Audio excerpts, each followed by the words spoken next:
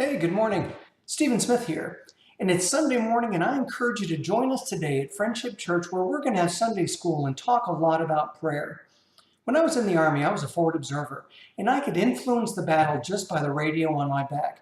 It was pretty cool. We could call for and adjust artillery fire. We could call in close air support. We could call in even naval gunfire. It was really neat because anytime that we were in a desperate strait or anytime that we needed just a little bit of more of a oomph to our firepower, we would call up on the radio and we would get exactly what it was that we need. Well, prayer is exactly the same way. In Ephesians 6:18, Paul tells us to pray in the Spirit at all times and on every occasion. Stay alert and be persistent in your prayers for all believers everywhere. If we have the confidence that our prayers are actually going to be answered, then how much more powerful a prayer would you be able to pray? You know, this is what we see in Isaiah 65, verse 24. It says, I will answer them before they even call on me. While they are still talking about their needs, I will go ahead and answer their prayers. How powerful is that?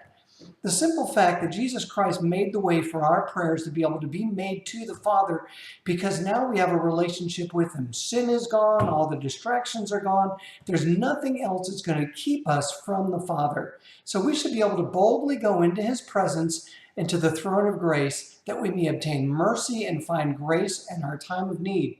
That's Hebrews 4:16.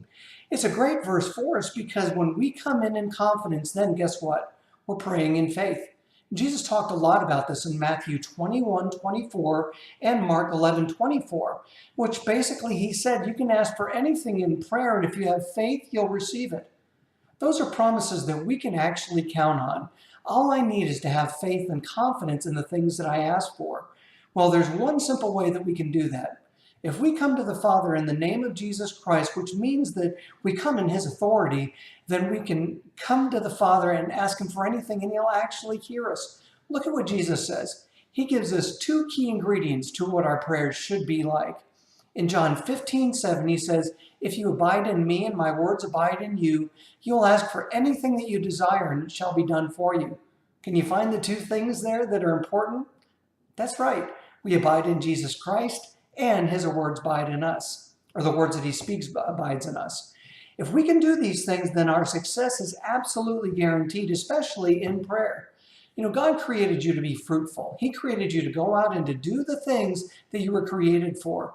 And prayer is all a part of that. And our fruitfulness abides in Him as we do these things, as we come to Him in prayer. John 15:16 tells us, you didn't choose me, I chose you, and I appointed you to go and produce lasting fruit, so that the Father will give you what you ask for using my name. Yeah, that word name actually means authority. So let's learn to pray in authority today. Why don't you join us at Friendship Church, where we'll go out and we're going to take a look at all these different things. How does God work through us through the power of His Spirit?